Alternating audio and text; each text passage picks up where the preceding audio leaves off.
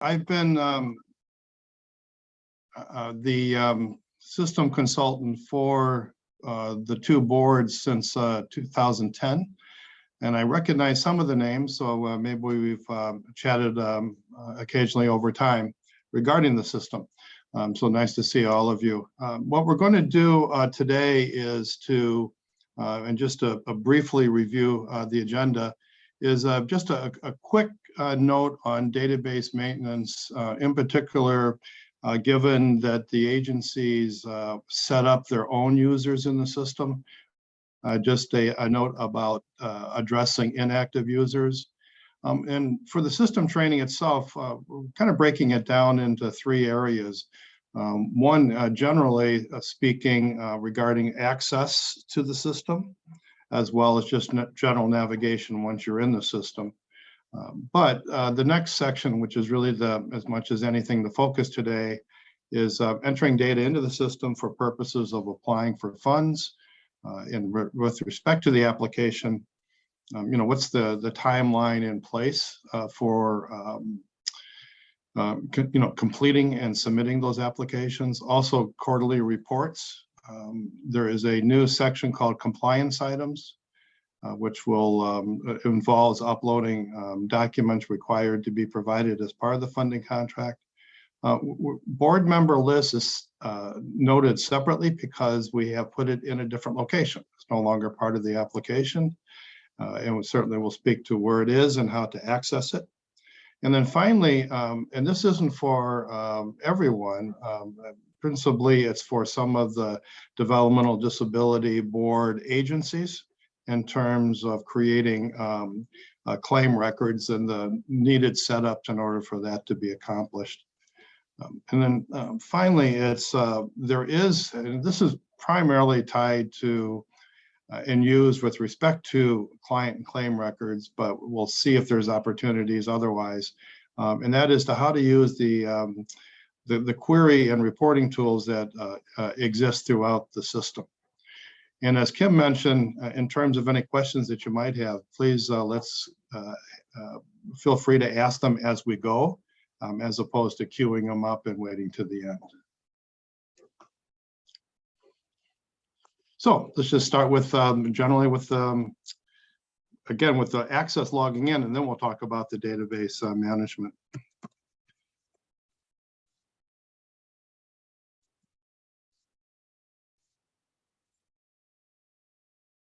So this is what it should look like to you. And for many of you, I don't know that how many of you have been in the system in the past.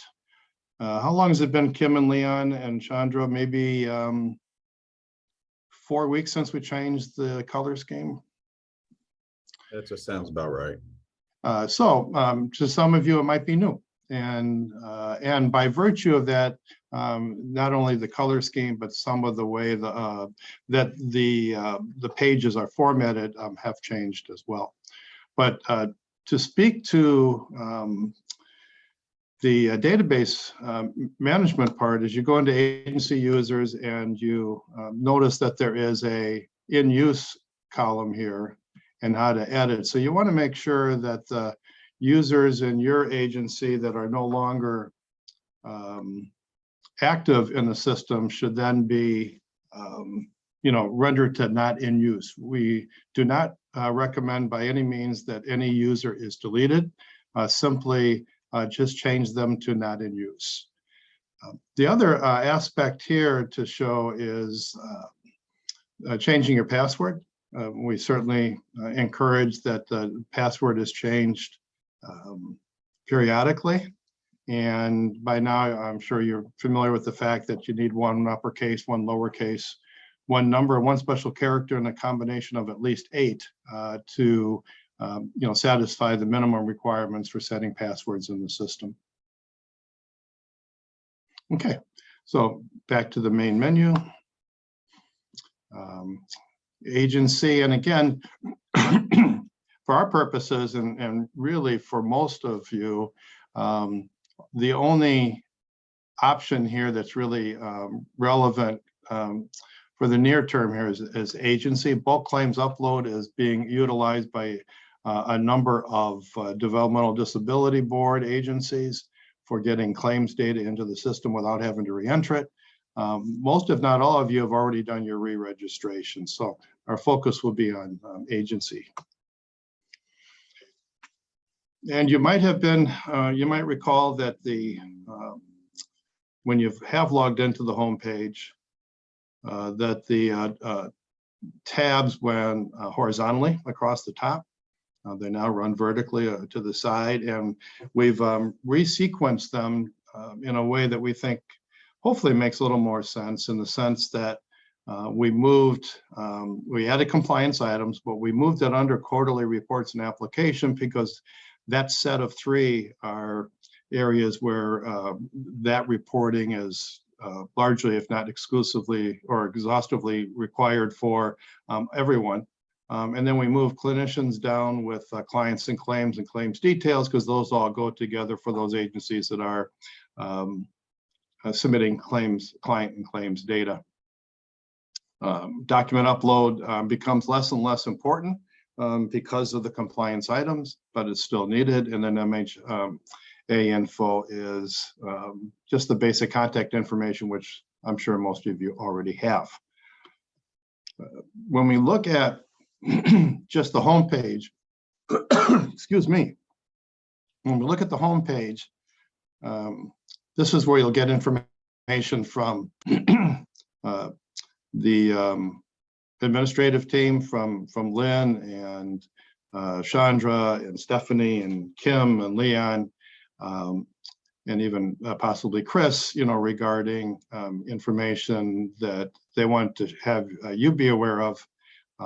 Downloadable documents are also here. They're going to be going through these to see about whether they're all current or not. And what we're also going to do is the agenda and user manual. And beyond the agenda here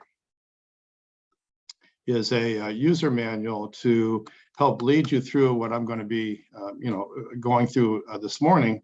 This will be a guide in the future to follow, and we will embed that here as well. So the home page has some information, download documents and so on. We're going to get back into, actually, well, let's just, while we're here. So this is the home page after you've clicked on agency. So let's go back to main menu, agency. And we'll try to avoid a lot of jumping around. So as long as we're here in the agency details, this is where we put the board member list. And and again, some of the templates we're using going forward are updated and with the Oracle Application Express software. So the maintaining of your board member list will take place here in the home. Under agency details is the board member list. And to add a line,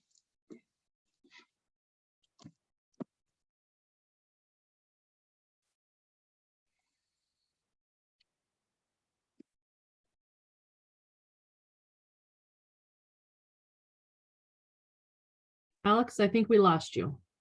oh, I'm not speaking. I'm just filling it and showing you how to. I'm sorry. Okay. No, that's all good.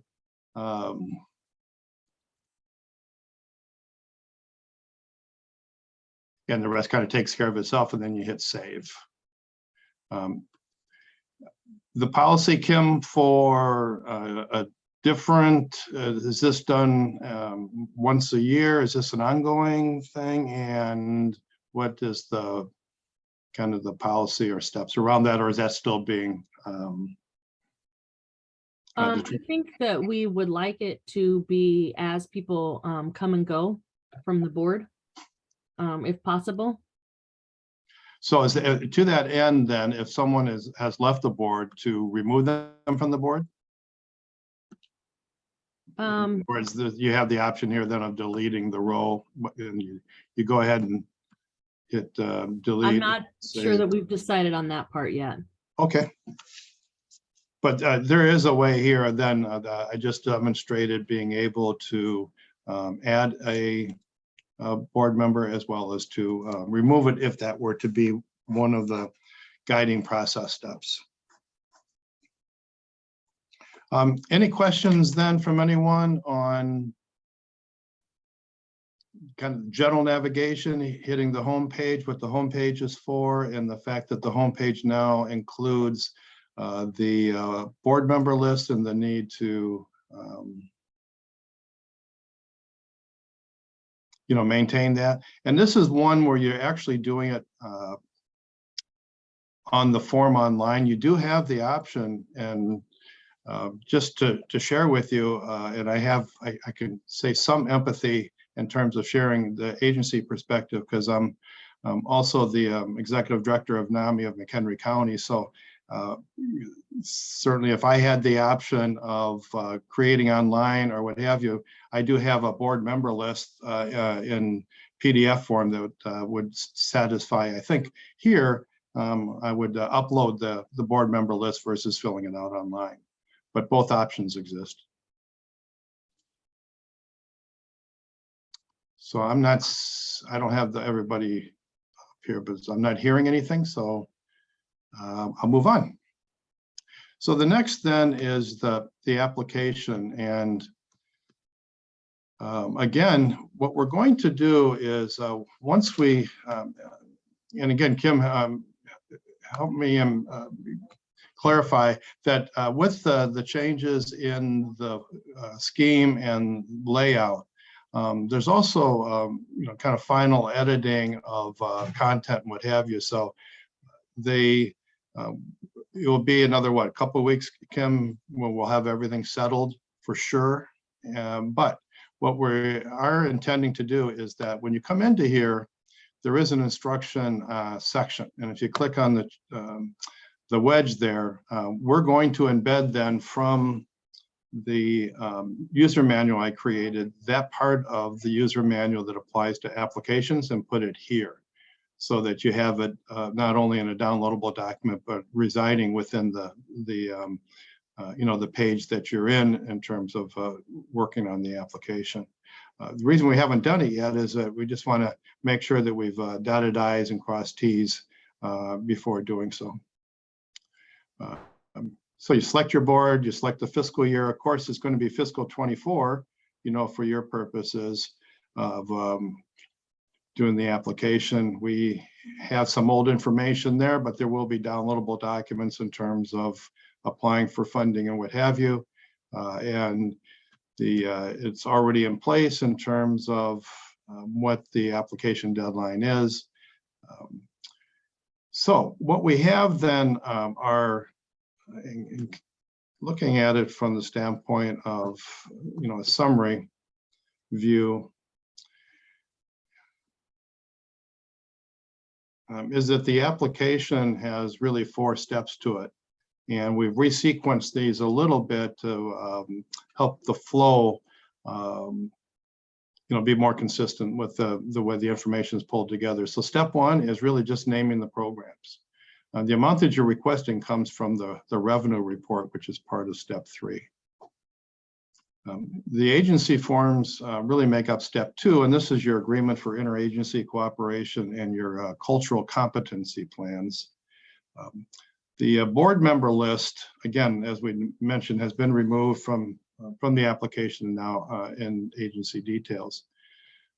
Again, in summary form, the program forms will be made of program plan part 1. There will not be a program plan part 2. That is being removed. The personnel forms are now, instead of filling it out online, they now have the ability to be created in a spreadsheet and uploaded, and we'll show you what's involved with that. The revenue form, expense forms, those stay largely the same.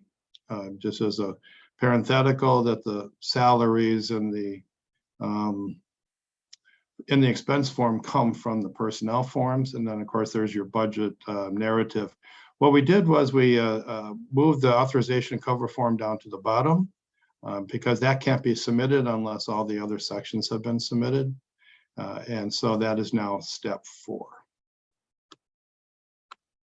So step one is generating the creating the program. Now, if you had the same program the year before, this section is cloned from the year before, so you'll see the program repeated again. If in fact you are not applying for funds for that particular program, then you come in here to delete it.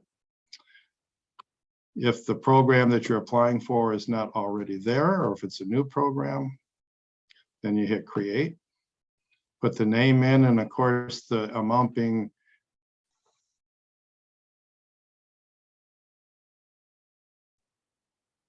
requested then will be entered with the in the revenue form. So step two, agreement for interagency cooperation. This will be cloned as well.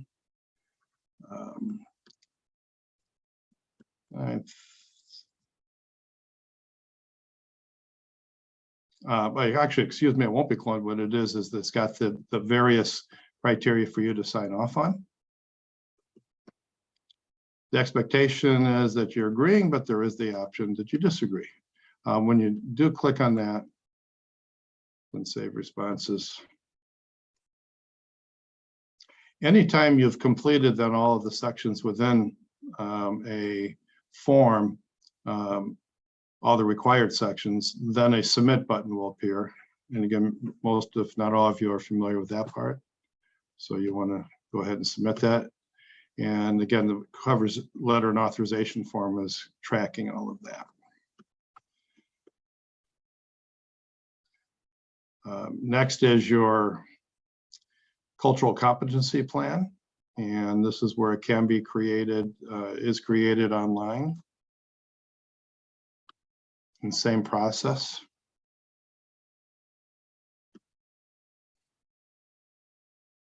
You could copy a previous report or create a new one.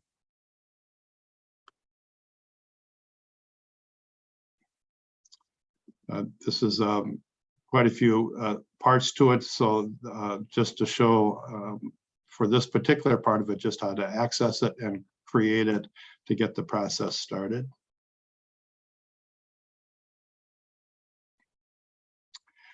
So between the agreement for interagency cooperation and the CC plan, that is your agency level set of forms. Now we get into the program forms, and again, it's program plan part one, the personnel form, revenue form, expense form, and budget narrative. All of these are cloned from the year before if the program being reported on existed the year before. And again, just like any of these sections, that for each program, getting back into step one, that each program listed here has to have the set of program forms submitted. So if you have 5 requesting funding on 5 programs, then there'd be 5 sets of program plan part one, personnel form, and so on. So to that end, when you come in to create, you're actually making sure that you select the program. And we're going to be cleaning up then this drop-down list as well. But that would be the way to go ahead. And just to caution, I've done this for purposes of just illustration, but and I'll show you in a second, not to create multiple forms for a given program, and I'll show you in a second. So any of the fields with the yellow background are required to be completed. So we show up here 37 questions. We've got to, oh, okay, we don't have everything set up for 24. So if I save that, you'll notice that the number goes down to 36 and number 2 is no longer showing the yellow background. After all 36 are filled in and you're satisfied with the content, the submit button will appear and you go ahead and submit that form.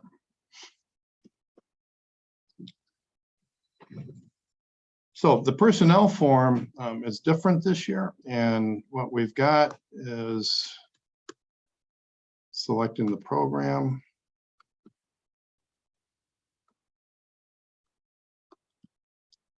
Hit create, and now there's an option to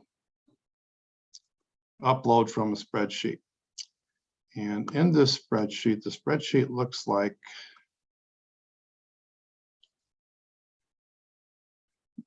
right here. And it's one that will be also part of the downloadable documents. And I don't know, my understanding of the expectation here is that being part of the application, starting out, is that you would have all of those positions and relevant information here, which is normal up through column I regarding what's currently in the application personnel form. What they've added is status, hire date, and end date. So you can enter it online, but what is set up is to have a spreadsheet that you maintain showing at the beginning what are the positions, salaries, and so on. And secondly, as terms end or what have you, that information is being updated in the system. So again, it's a CSV form that we would be providing. You enter the data here, and you go back into the system and update it here. And what it looks like once you've updated is you certainly drag and drop to the, where you have that spreadsheet, and then it's going to appear here. And if everything looks good, then you go ahead and hit load data over here. So, and then what will happen is that information that's in the spreadsheet and staged here in the system, once you hit load data, it automatically then fills out the form online.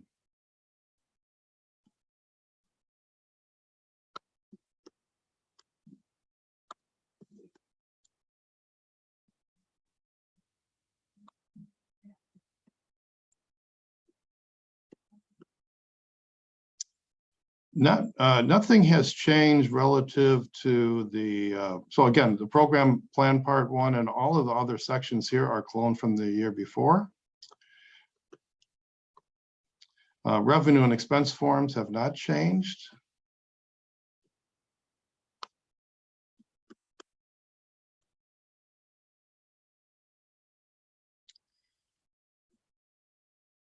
So this will, again, if there is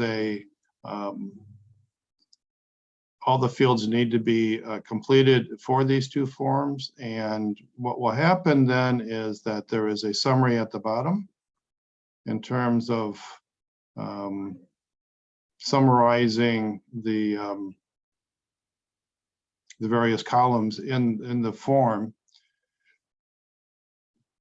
There is the ability to create new rows if, in fact, the form does not have enough of the categories that are needed for you to wholly report to the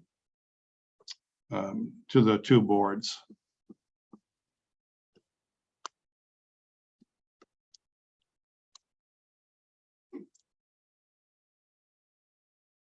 Same goes for expense form. And just the added note for the expense form is that it does then look at the revenue form and compare the revenue versus expense. Clearly, we need to double check the way it's being calculated, but this is then in the expense form should have a accurate comparison of your revenue versus the expenses regarding the particular program.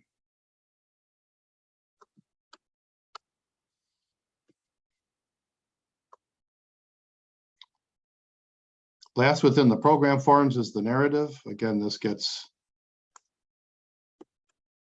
clone from the year before. You can certainly edit anything that comes across from the year before. And in this particular case, we didn't have questions from the year before this program. But once you fill it in,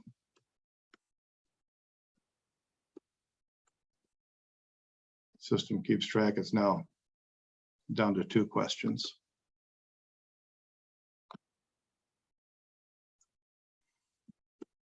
And last and not least is the authorization and cover form. Really, what it does is it tracks then all of the different sections. Of course, we use this for testing as well as demonstration. When you get to here, you want this to be, what's left would be then missing authorization cover, okay, and then missing authorization cover form. That implies that all of the other sections have been not only completed, but submitted. So then once you complete this here, then it gets to and save that it will have the submit button, and the submit button in the authorization and cover form is effectively submitting the entire application to the boards. I know we've had this signature line. I'm not sure if it's used anymore, and if it isn't, and I'll check with the administrative team. But if it's not used anymore, we'll remove this so it's not causing any confusion. All the way through, and I might add, in terms of any of these various sections.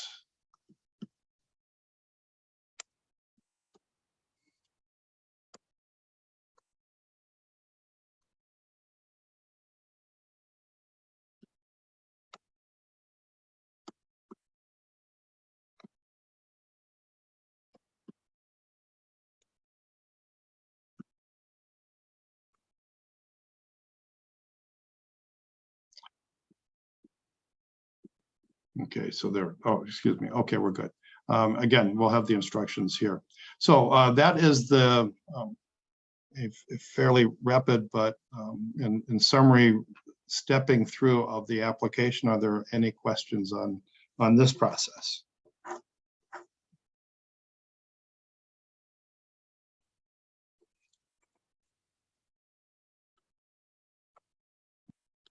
I don't have my camera on, so I'll assume not. So quarterly reports, again, it's right here on the main page. And again, there'll be instructions embedded here. Here is the grid, reporting grid in terms of what sections are due when. And I'm sure most of you are familiar with this, if not all of you. Downloadable documents, and we can have that part of the user manual dealing with quarterly reports embedded there.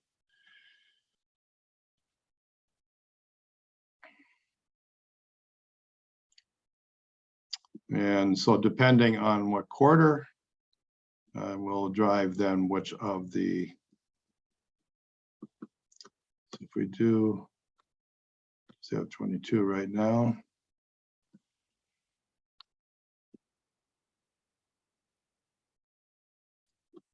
Program report. Unknown caller.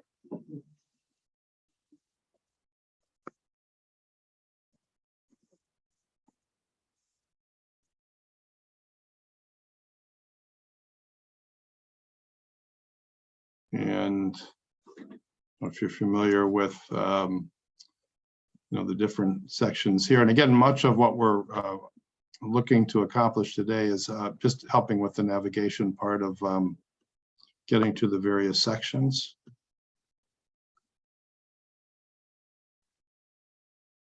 Residency by zip code.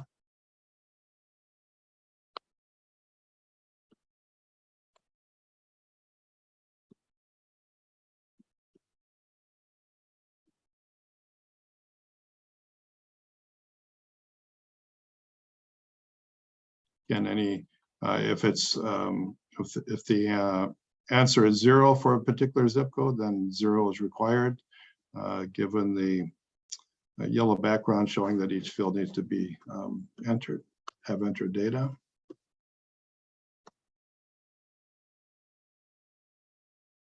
Utilization and demographic report.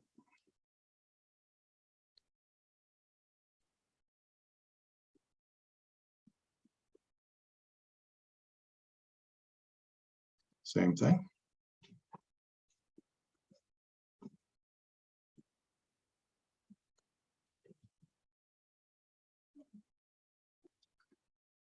And then we're back into the revenue and expense forms.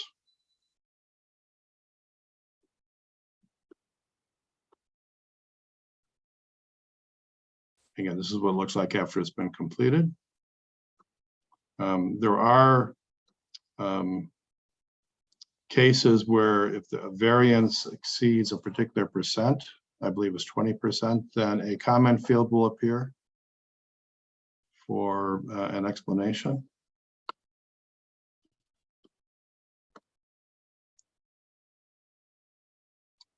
Same goes for expense report. Cultural linguistics competence report.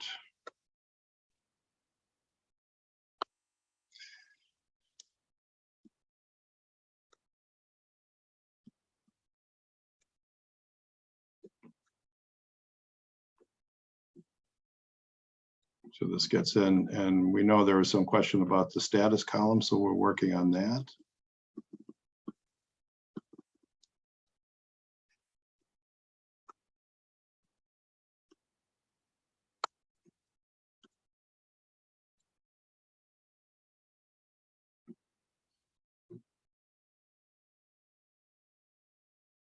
Performance measures, which is the fourth quarter only.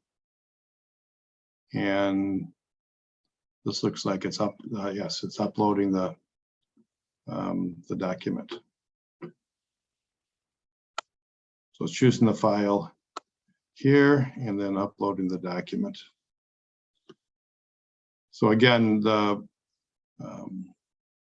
last two reports there, the cultural competency and the performance reports. Performance report is the last quarter, and cultural linguistic competence report is the second and fourth quarters. So pretty much the same structure again, the same process of creating, completing, saving, and submitting. If all required fields are there, we'll have instructions embedded here and corresponding downloadable documents here, including a user manual.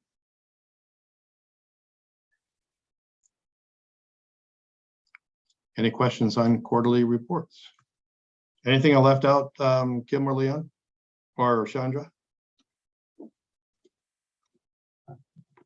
I don't think so. I think you're good. Okay. Anybody have any questions so far?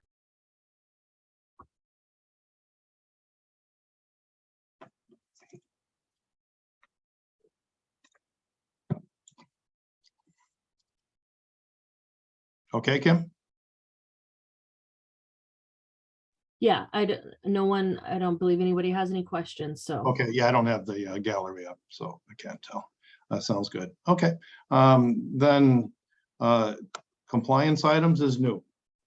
And the purpose of this one is to serve as, so you choose the fiscal year, and we'll set this up so it's defaults. But because there is some overlap from one to the next in terms of due dates, but you select the fiscal year and hit go. There might be some compliance forms that are relevant. There may not be this, there may or may not be forms here. My sense is that there are not, so we may just remove that.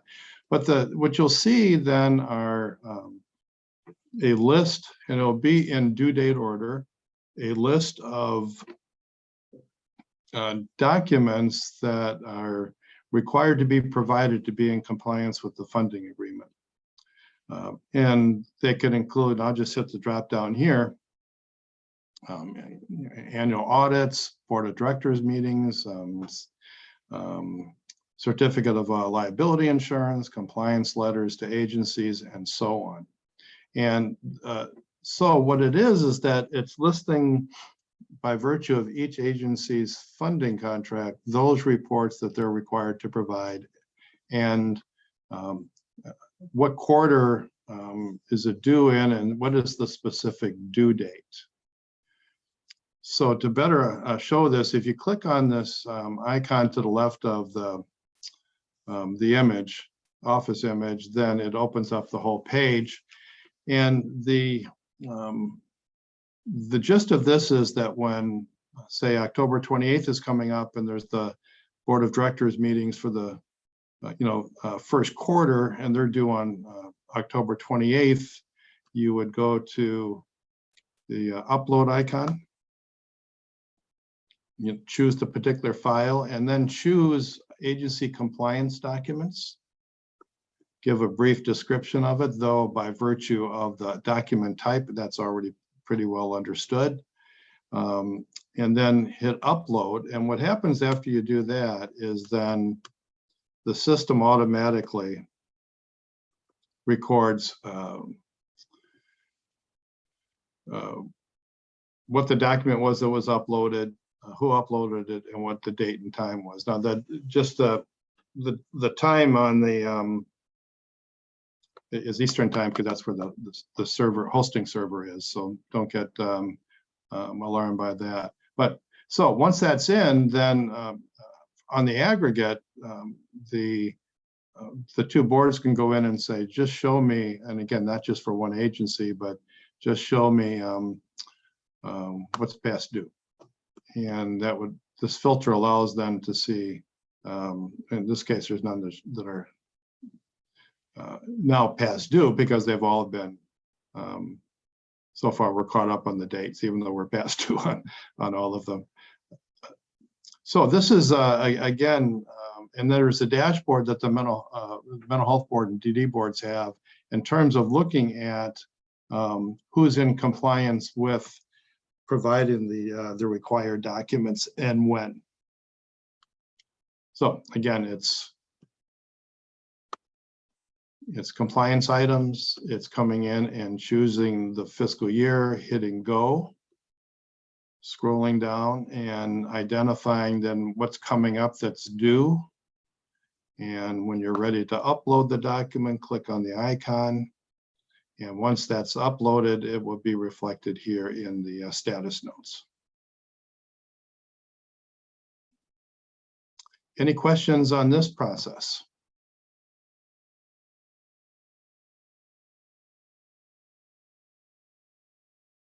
Again, it's a new feature added for reporting for fiscal 23. I had a question. I don't know that it's specific to the program, but so we have emailed these in previously. So should our organization start uploading these documents instead of, okay, so Kim's answering it in the chat that she's going to check. Sorry. Yeah, I know that there has That's been some activity already in getting some of the documents you've provided into the system. I believe Stephanie was doing that.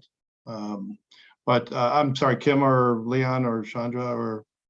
Yeah, I just responded in the chat. I couldn't get my fingers to work fast enough, but we'll check with Stephanie on her preferences of if you continue to send those to her or if she is ready for agencies to begin uploading that, because it is so new and we haven't figured out either way. So thank you for the question. So are there any, so the next set of sections to review are really related to certain developmental disability agencies and those who are uploading or providing claims level data. So for the those agencies that are mental health board funded and those developmental disability agencies that aren't providing claims data, I think, Kim, this is kind of where we draw, let them know that there's, the additional information we're going to share is not, related to their reporting requirements. Yeah, I think if anybody has any questions about anything that we've done so far, or any other questions that maybe haven't been covered, now would be the time. After this, the presentation will be mostly focused on the DD agencies that are entering claims into the online system or doing the bulk upload. So at this point, you're more than welcome to stay and listen. But none of the none of the mental health board funded agencies are using this feature. So it won't apply to you at this point and might possibly cause some confusion, but you are more than welcome to stay. So if you have any questions about any other parts of the system that haven't been covered or anything that was covered, now would be a great time to ask, and then you can feel free to stay or go. But thank you for all attending. Those who are DDB funded, this portion is specifically for you and the claims entry.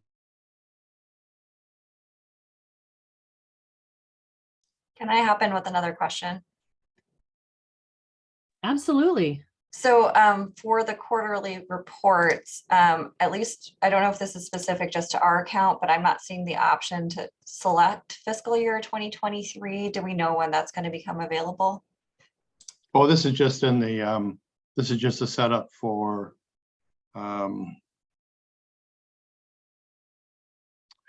it's a setup, Kim, in the MHA app. Yeah, I can switch that. You don't have that option to select it at all right now? No, it just has 2022. All right. Yeah, We'll get it's that, in the, we'll get that switched over right now. Okay, thank you. Kim, it's that same section where we have the default for quarterly reports. Actually, if you like, hold on a second.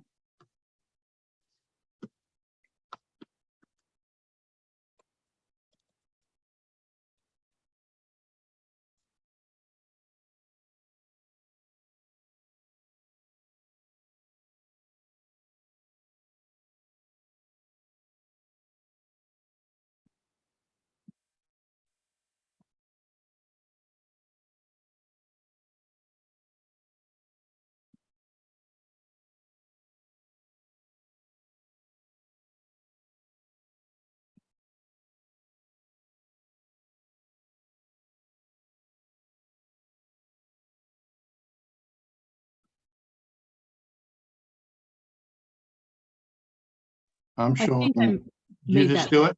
Yeah, I think I got Okay. that done. Well, you're quicker than I am, but boy, not that Well, that's I'm hard. working on But 2 that's computers, so. great. Okay, I'm sorry, I don't know who asked the question, but it should be good to go now. Thank you. Oh, thank you.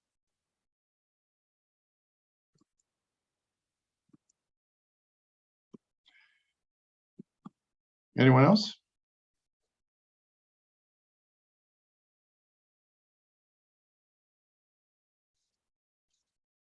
Okay. Kim, move on to the next set. Yeah, there was one question in the chat, and you might just Oh. know this by default. Okay. In the, hold on, I need to scroll up to read it to you. Oh yeah, it's I see it here. Okay, and I scrolled too far up, so there it is.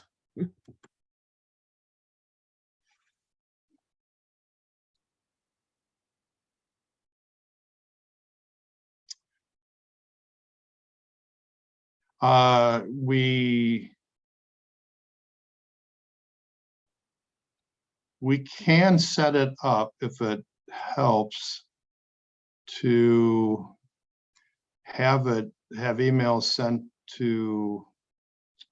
Actually, we can't. It's to the contact person. It's going to the contact person.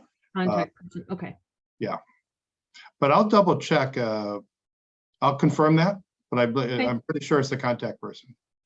All right, thank you. Mm-hmm.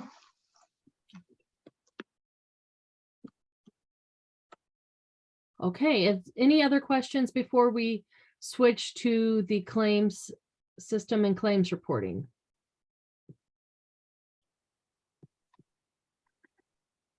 Okay, Alex, I think we are good to make that switch. Thank you. Okay. Thanks, everyone. In some cases, in order to create claims, and this is all set up in advance by virtue of defining within the program profile what's required.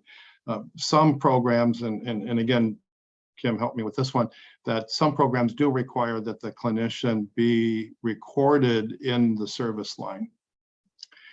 And where that is the case, then you come to clinicians, and again, this, I think you're going to have a different look at the kind of report format. So if the clinician is not noted, you add a row.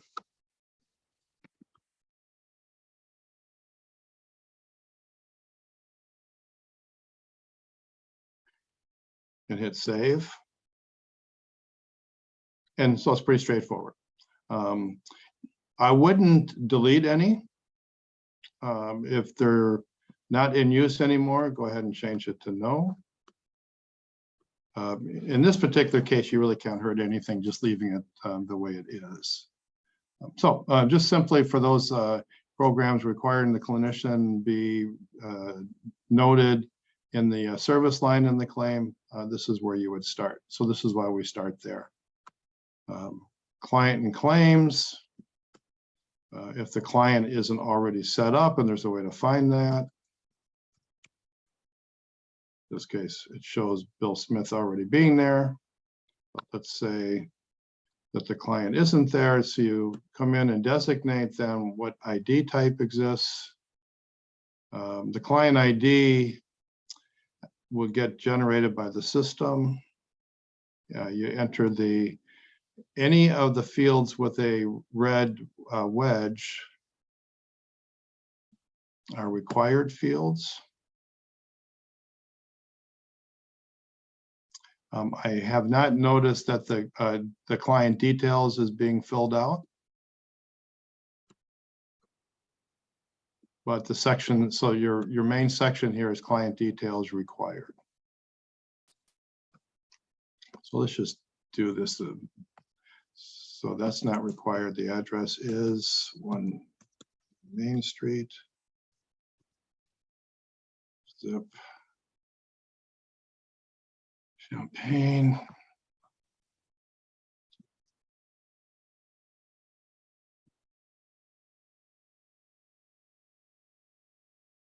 I wish that were my age.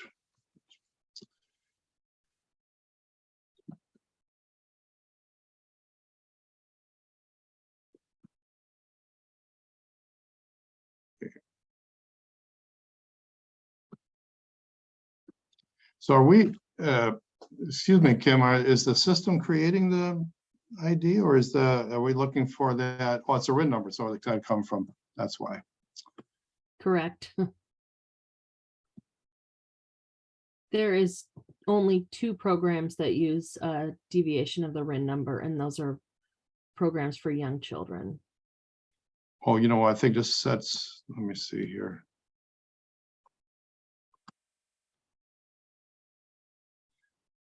So do we have this is so does the system ever set up the ID? No, no.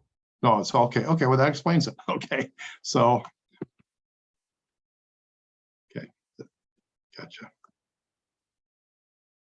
Okay, thank you for that. And it would only come under the dummy ID where you make that up. So now that the client is created,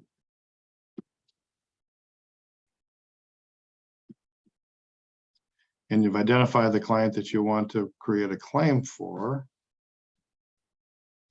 then you scroll down and look for enter new claim, select a program. Are diagnosis codes required at all, Kim, in some cases? No, just the V71 not applicable is what we use. Insurance type? If it's known, Okay, we request that people put it, but a lot of times, in some cases, it may be unknown. So we accept that. very good. So that's the header for the claim. And then you get the add service. And of course, the service has to fall within the quarter. Otherwise, you get an error. So in this case, let's just do July 1st. Pick the service associated with that program, pick the place that is tied to that service and number of units. And at that point, click on Save Changes to Services. So and again, Kim, sorry, I don't know the answer to all these questions. Then what happens is the clinician shows up, and then progress notes icon. Are you collecting progress notes, Kim? There is at least one agency that uses that section, but it's Okay. not required. Oh, okay. But that's how that icon comes into play after those first 4 fields are, or in the case of start and end time, this service date, service place, units, or start and end time need to be saved first for the progress note icon to appear. Where you want to be is the status always being validated, and any number of lines can be added to the claim throughout the quarter.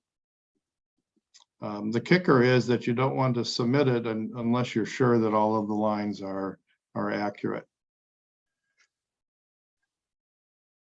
But assuming everything's in place, then you hit submit.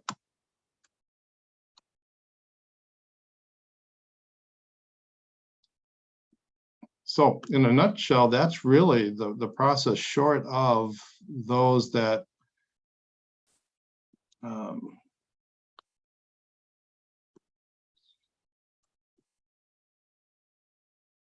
we do have the bulk claims upload. And what this allows for, and it kind of goes with the mantra that we have, is that there's a spreadsheet that's formatted to collect data and upload it into the system, and automatically it can automatically create the client record. It can automatically create the client record in the claim service line.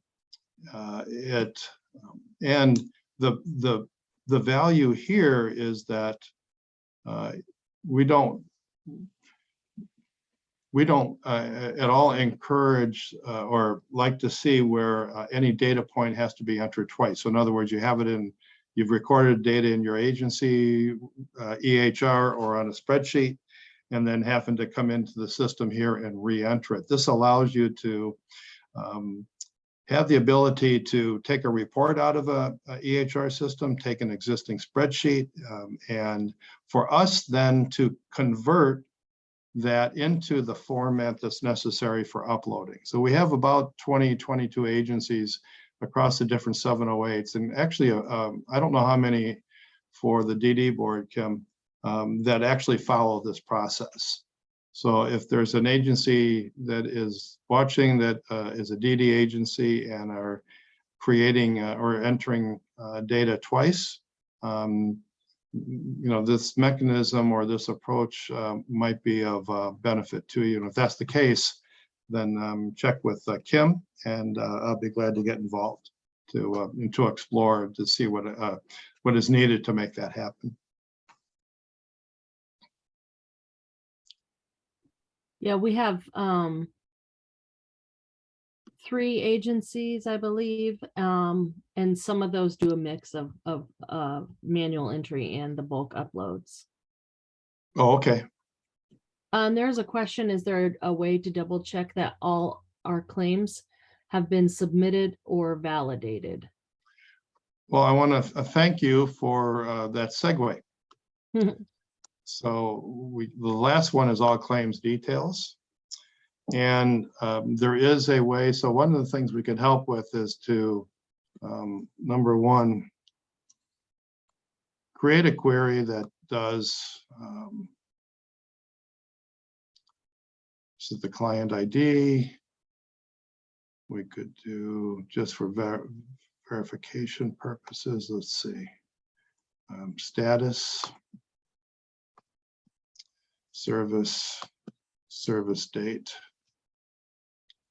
And if you want to start getting into a real validation, it's to take the number of units and see, that would be it. So you've got these fields in the report, and then filter, show me all of the for the service date range between July 1, which would be the first quarter. No, wait a second, September, right? End of September. There we go. Yes. Apply there. So that's your date range. And then what it would do is, what we have is not null. Oh, that's okay. And then think about this for a second. Well, and then by virtue of those fields, let's get back to a different date range and at least has some.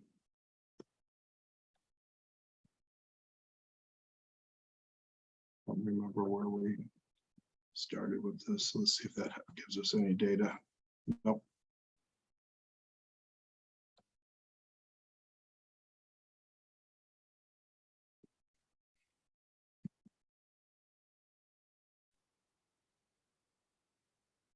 Oh.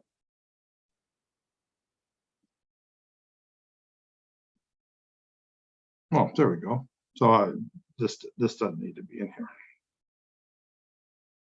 So this would be a way of seeing then for the date range, being able to see what the status of the of your either direct data entry or your if you do it through the bulk upload, it will automatically put it in submitted status. But if you're looking to compare, okay, I uploaded services that accumulated, and this is a ridiculous example, but for purposes here of the total batch was 6 units. Well, this is the way of doing this. And in fact, on top of that, you could do a aggregate, and I can certainly help set these things up where you do a sum of the units and it will show up automatically for you. And the value of this, you don't have to do this every time. You just save the report, quarterly claim validation check.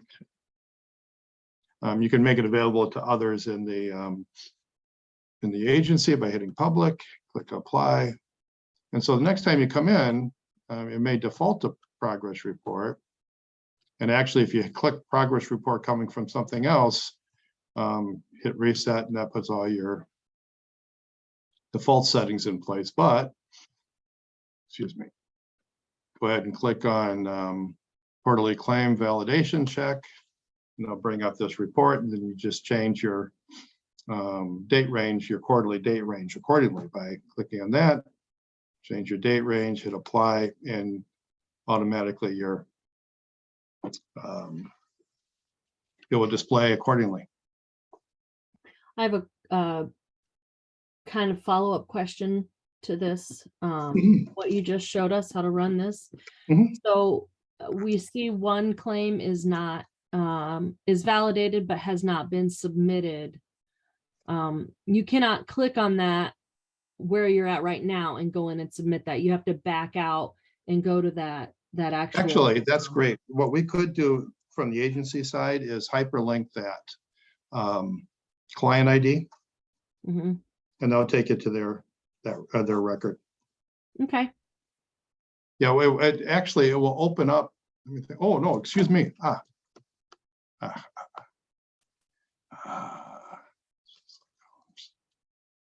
Excellent question, by the way.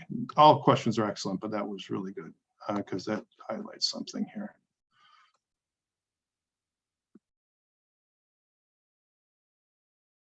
we would hyperlink the claim number. So that takes you Okay. right to it, and then you can hit. Yes, and then if you you- submit. Perfect. Exactly. Yeah, good one. I've got note of that, Kim. Thank you. Thank you. That was good. So that's we talked about the clinician setup as a prerequisite for those programs that require it. Setting up a new client or accessing the existing client record. Either way, well, once the client record is created, is accessing the section where enter new claim. Step through the header, and then the need for service date, service, place, and units, or start and end time to be completed, saved, and then the progress note icon appears if there are progress notes to be provided, and then checking the status to make sure it's validated. And once all the service lines for a particular claim have been ensured to be accurate, then go ahead and hit the submit button. And we show it here through this report, a way of kind of validating and checking what has been or is existing in the system at the moment. And then we'll go ahead and add a hyperlink to that claim number.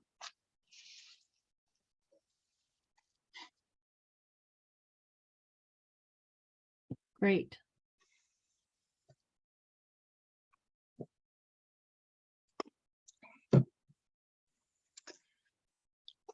On the document upload, I'm not ready to comment on it, Kim, only because, and Leanne, because I'm not sure what's left to upload. I guess I now think about the fact I haven't asked you about that in light of the compliance section, compliance item section. So maybe leave that for the moment, and you know, I can add that to the user manual. Yeah, and I asked Stephanie her preference on that, so. Okay. But that's my list.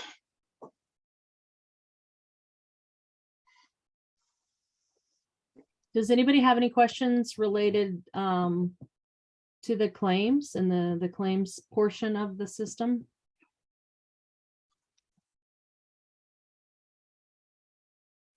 Or any questions in general about anything today?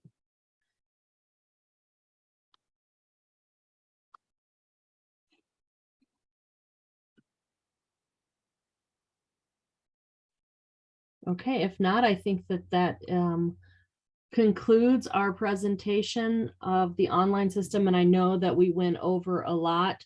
So if you do have questions that come up later, you can send me an email, and if I don't know the answer, I will reach out to Alex. I will also send the user manual to everybody that attended today that Alex created specifically for this training. I will send that out. So I thank you all for coming. And Kim, you want to hold on? I'll hold on. Yeah, absolutely. I'm going to just stop the recording. Okay, sounds good.